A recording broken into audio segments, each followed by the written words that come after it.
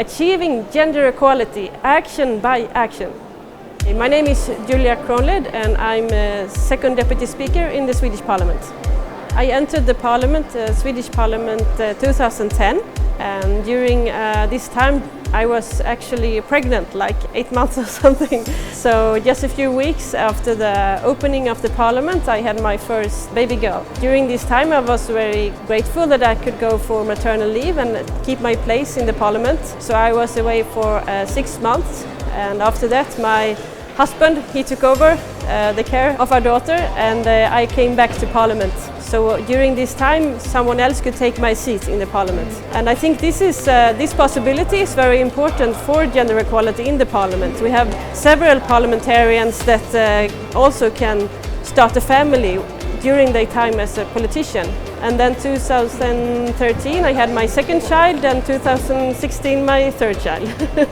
This was not an obstacle to make a career in the Parliament. I felt a lot of support from my party and also from the Parliament as a whole. Of course you lose some time and you get off some time, but I came back refreshed. Now more and more actually also male parliamentarians go away for parental leave.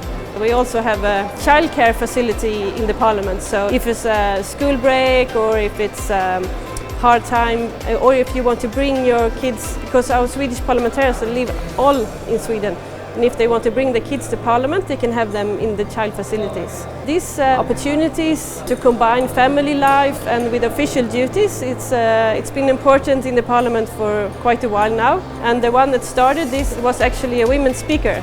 Birgitta Dahl. She had a baby in her time as a speaker, and she noticed this was a problem to combine building a family and be a politician. And she also changed another thing in the Parliament with the voting times. Before, after a long day of debates, they were voting like 10, 11, sometimes in the midnight, and it was impossible to go home to family. So now every Wednesday we vote at 4 o'clock, and every Thursday like 3:20. So then you can go home if you don't have a debate. So this was important reforms in Swedish Parliament, so it's possible to be both a woman or just a young male parliamentarian that wants to also have a family life. We are working with gender equality within the Parliament, so not gender equality politics.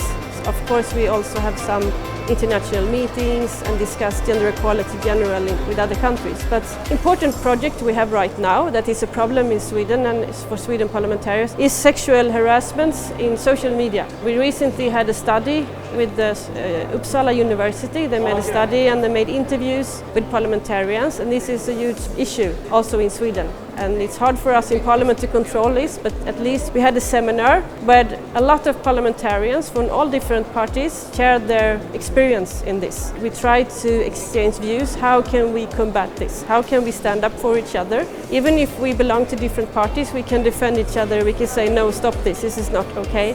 And maybe we can have some more support from the security staff in the Parliament, because sometimes many parliamentarians feel that they have these problems, but as long as it's not a threat for life or physical threat, it's not taken seriously. We don't know who should handle this, who should help about this. We haven't figured this out really yet, but at least we lift this up, and I heard about this IPU report about this also, and I'm glad that more people, because this makes women stand down from politics. It makes women stand out of some social media platforms. It also makes people not talk about some issues. It's quiet down some difficult themes to talk about. So this is a problem also for democracy, I would say.